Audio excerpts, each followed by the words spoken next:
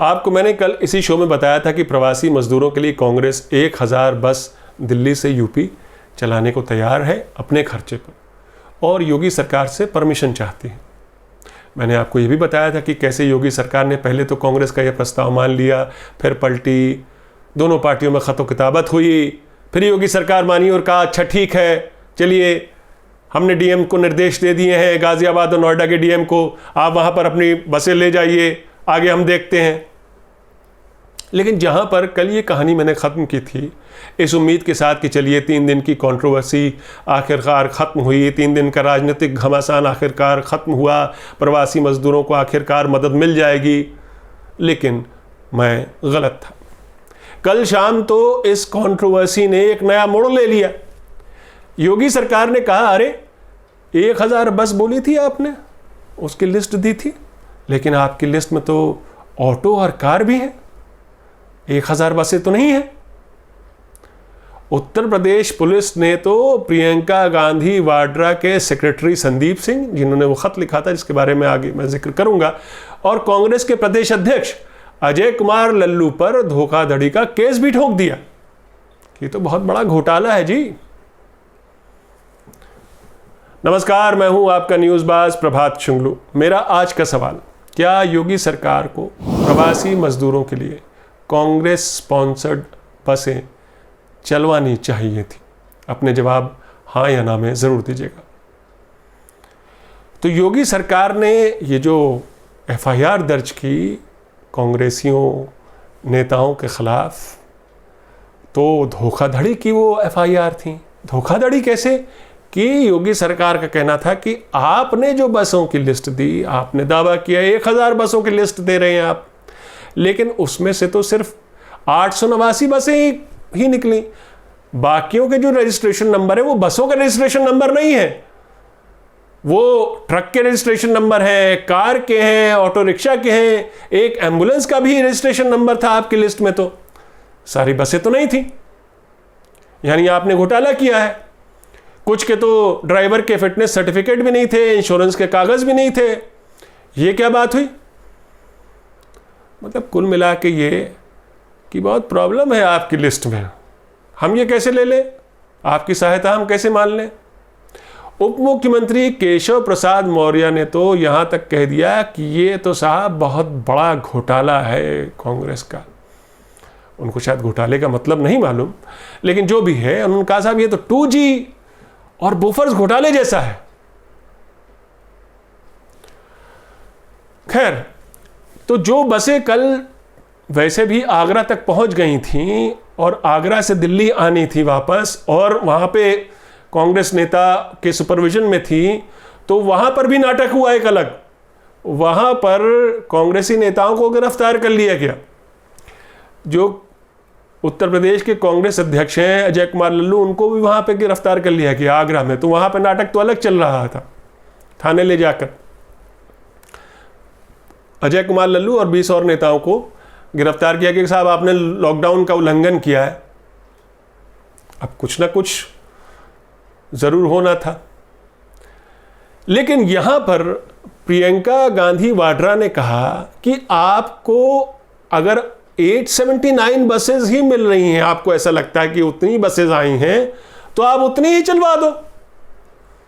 हम आगे जो है आपको और बसेस दे देंगे, 1-2 दिन का समय आप दे दीजिए। आपको ऐसा लग रहा है कि सारी बसेस नहीं है, कुछ ऑटो और उनके रजिस्ट्रेशन नंबर है, ठीक है, हम वो पूर्ति भी कर देंगे। आने वाले 1-2 दिन में हम 200-250 बसेस और आपको दिलवा देंगे, बैठा के वहाँ प्रवासी मजदूरों को वहाँ पर पहुँचाने का जिम्मा हम ले रहे हैं। हमने आपको अगर 1000 का फिगर दिया तो हम 1000 आपको देंगे बसेस।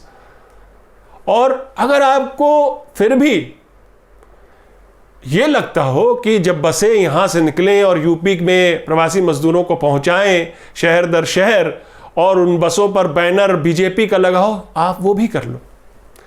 आपको क्रेडिट लेना है, आप वो क्रेडिट भी ले लीजिए, लेकिन बस तो चलवाइए। बस क्यों नहीं चलवा रहे हैं? ये कौन सी एक्सक्यूजेस दे रहे हैं आप? अब यहां पे थोड़ा ठहर के हम जरा थोड़ा पीछे चलते हैं। 16 मई पे 16 मई को प्रियंका गांधी वाड्रा खुद यूपी सरकार को खत लिखती हैं कि भाई प्रवासी मजदूर जो इतनी दूर दूर से आ रहे हैं और अपने दूर घर जा रहे हैं, पैदल सड़क पर हैं, ट्रेन नहीं ले पा रहे हैं, बसों का किराया नहीं है उनके पास, तो कांग्रेस पार्टी ये जिम्मा लेती है कि 1000 बस वो चलवाने के लिए तैयार है अपने खर्चे पर। और वो दिल्ली से जितने भी दिल्ली और आसपास के शहर में, एनसीआर में जो लोग हैं जो कि यूपी जाना चाहते हैं, वो उनको अपने खर्चे पर यूपी ले जाएगी। आप इसकी परमिशन दे दीजिए, हरी झंडी दे दीजिए बस आप। तो साहब सरकारी खतो किताबत हुई, उधर से जवाब आया 2 दिन के बाद। 2 दिन के बाद जवाब आया रात के 12 बजे सोमवार को प्रियंका गांधी वाड्रा के पास कि अच्छा ठीक है, तो आप ऐसा करिए कि जो 1000 बस आप चलाने की बात कर रही हैं, तो उसको कल उन सारी बसेस को आप लखनऊ भेज दीजिए। अब ये समझ में नहीं आया ये क्यों कहा जा रहा है कि लखनऊ भेज दीजिए। प्रवासी मजदूर उठाए जाने हैं दिल्ली और आसपास के शहरों से, जैसे हरियाणा के भी शहर हो गए जो कि इधर आ गए हैं दिल्ली, और दिल्ली से यूपी जाना चाहते हैं तो उनको भी। लेकिन दिल्ली से भेजा जाए पहले बसों को लखनऊ, तो वहाँ पे क्या सैनिटाइजेशन होगा, वहाँ पर उसकी जांच पड़ताल होगी, उसके कल पुर्जे खोले जाएंगे, देखा जाएगा ठीक चल रही कि नहीं चल रही। खैर, तो उनको जब समझाया गया कि आप ये क्या बात बोल रहे हैं, ये समझ में नहीं आया औचित्य लखनऊ भेजने का, तो फिर उनका जवाब का इंतज़ार किया गया। लेकिन प्रियंका गांधी ने ये नाराज़गी तो ज़रूर जता दी कि आप किस तरह की बात कर रहे हैं। एक तरफ इतनी भीड़ है, पंजीकरण केंद्र पर कितनी बड़ी भीड़ उमड़ी हुई है, तो आप ये चाह रहे हैं कि खाली बसों को लखनऊ भेज दिया जाए। ये तो समय की बर्बादी है और ये हद दर्जे की अमानवीयता है और घोर गरीब विरोधी मानसिकता है ये तो। खैर, तो फिर ये हुआ कि योगी सरकार ने कहा कि ठीक है जी, हम ऐसा करिए कि आप नोएडा और गाज़ियाबाद बॉर्डर पर अपनी बसें पहुंचाइए। हमने डीएम को निर्देश दे दिया है दोनों शहरों के, और फिर वहाँ से आगे बात ली जाएगी।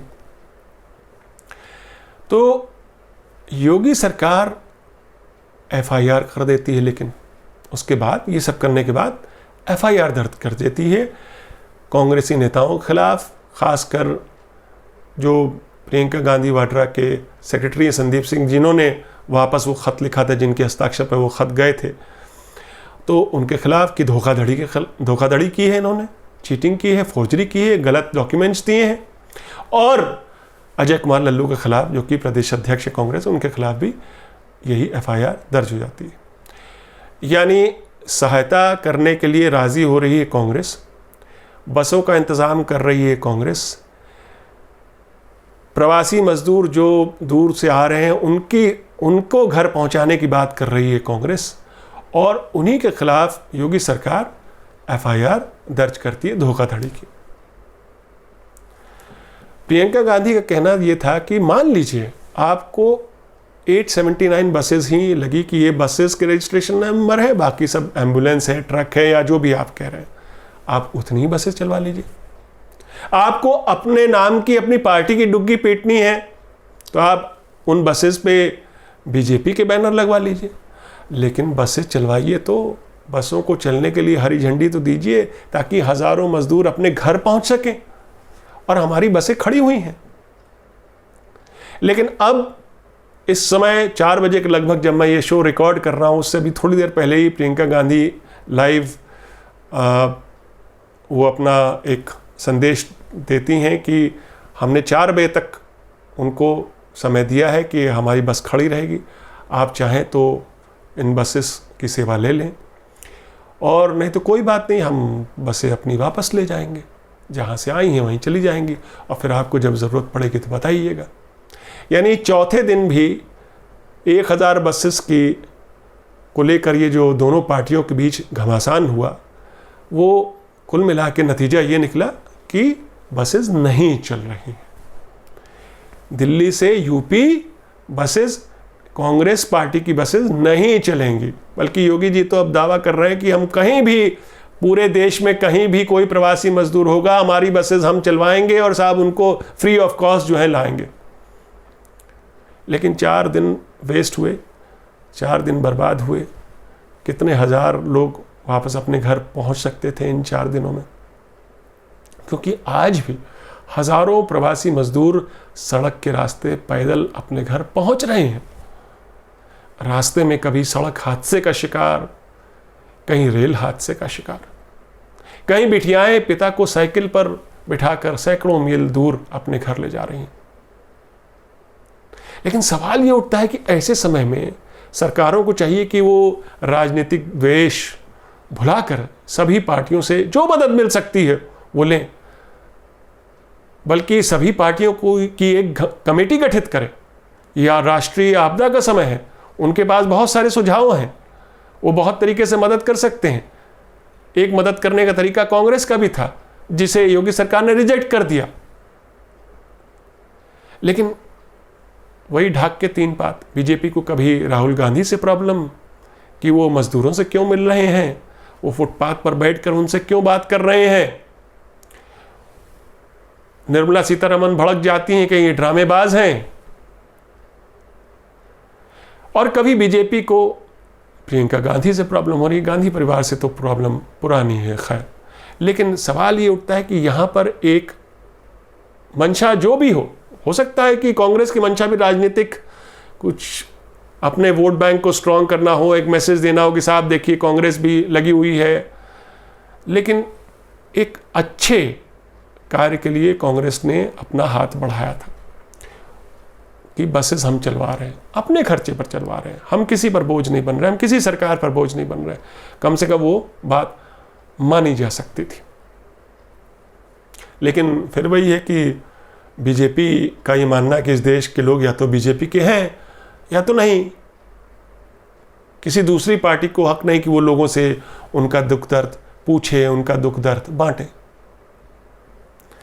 तो मेरा आज का सवाल फिर दोहराता हूं, क्या योगी सरकार को प्रवासी मजदूरों के लिए कांग्रेस स्पॉन्सर्ड बसें चलवानी चाहिए थी? अपने जवाब हाँ या ना में ज़रूर दीजिएगा। तो ये थी आज की न्यूज़बाजी। फिर मिलेंगे एक नई न्यूज़बाजी के साथ। तब तक के लिए नमस्कार।